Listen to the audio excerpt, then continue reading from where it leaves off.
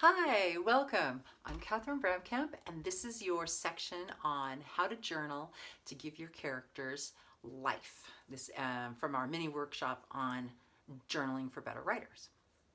So, how to journal to give your characters life. One of the challenges that I think all writers have and all authors have is that sometimes we have great plots, but our characters who are necessary to drive said plot come off as maybe they come off more stereotypical, they come off a little flat. When you read your drafts, you think, oh man, sometimes they're all the same, which is a disaster, as you can imagine, because people, when they readers want strong characters. We actually, and they've done some research on this, people will read to experience what the main character is experiencing more, and they care more about that than they do the plot or the setting. So your characters are very, very important, and you want to give them as much as you can. You want them as robust as they can be, and you want them to all be individualistic. And that sometimes can feel like a really tall order. How do we do that? How do we make our characters better? How do we make this happen, make this real? I have an idea for you. So one of the things that I love to use my journal for is to create my characters. And I say that because let me make sure I get this right for you. Our characters have huge backstories, and your journal is the best place to put it. So, as you create your hero and your heroine, and as you create your antagonist, and you create your villains, and you create your best friends, you want to give them as much history as you can. None of that history is going to end up in the book. It is going to end up and be created in your journal. That's what a journal is for. So the goal is to create so much backstory and so much understanding about each character that in the book you can write one line. Oh, she always does that. She always throws a lovely wedding. All of his girlfriends are young and blonde and thin. You're going to put a lot of background to tiny little sentences, because that's what makes an interesting character, and it makes an interesting book, so that your character development doesn't get in the way of the plot, but it enhances it. So whenever you're thinking about creating your character, go ahead and give them, in fact, I encourage it, give them all this backstory. Write about their childhood, write about their brothers and sisters. And as you create that, then the characters will get more and more and more robust, and you will have an easier time to throw in comments or to have enough background so that you know how they're going to respond in the plot during your narrative. So, how to specifically do this, because this is about how to do it, not just go out forth and do it. So, coax your character to talk to you. Sit with your journal and say, all right, I got 10 minutes.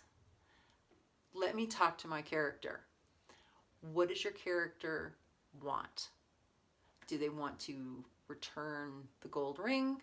Do they want to get to point A, point B, the girl, the guy? Do they want nothing but security, and they're forced out of that in order to go on a quest? Do they want to be younger, thinner? You want to talk to your character and ask him or her, what do you want? What is your ultimate goal? Because that's the next thing to ask. What is your goal? The goal can be very different than what your plot point is. So your characters, every character that you create, has specific goals. Those are fabulous to run concurrently with the main plot. So your main plot may be, let's say it's a mystery, right? The main plot is who killed Mr. Smith. But in the course of that, you've got all these characters with different motivations. That's what you're going to create in your journal. What is the motivation? Where are they going? Because the clearer you can be about that, then the stronger the character is and the better able they are to negotiate the narrative and the plot point. So that's part of what you journal in. And then again, not everything's out there. Not everything's in the book. You just have a few lines that can be as simple as, you know, what do you mean we don't have second breakfast from The Hobbit? That sums up a lot of what their lifestyle is like. That's what your goal is as a writer. So talk to your characters about how they're going to cope with getting their goals. Two ways of looking at that. What happens when they get their goal? Ask them that. What happens when you win? What happens when, you know, this all goes down and you become king? Or what happens when your side wins? So you know, what are they visualizing? What is it that they want, and what is it that they are willing to do to get to it? Another question to ask, right? What are you willing to do to get to your goal? And the other thing to ask as you plot, as you create your characters, what about unintended consequences? What happens if this doesn't go well? What happens if you win, but in winning, other things start to fall or other things start to happen? So it starts becoming even more than just a direct, I'm just talking about my character Claire, all sorts of stuff is going to start happening. And you're going to start creating more, because that's the nature of journaling. That's the nature of showing up and writing for those 10 minutes. It's just going to build for you. And that's what I want for you, is I want you to have this robust, well-built journal entries that will then create a robust, well-built novel. So think about and ask your character, what happens when you win? Do you live happily ever after? Do you return to the Shire? Did you find a new goal? Did somebody change you on the way?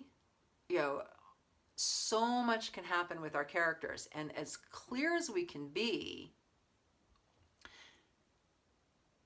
the clearer we can be, the better our characters will start to develop and have personalities. Think about what is the opposite of them winning? What if they lose?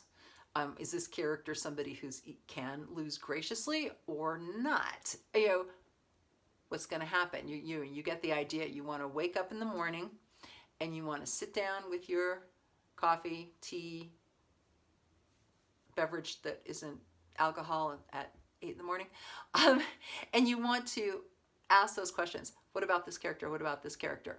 We talked about writing first thing in the morning, and the reason for this is if you are stuck with a character, which happens to all of us, or is stuck with a plot point, ask or think about that plot point right before you go to sleep. Go to sleep. Let your subconscious help you.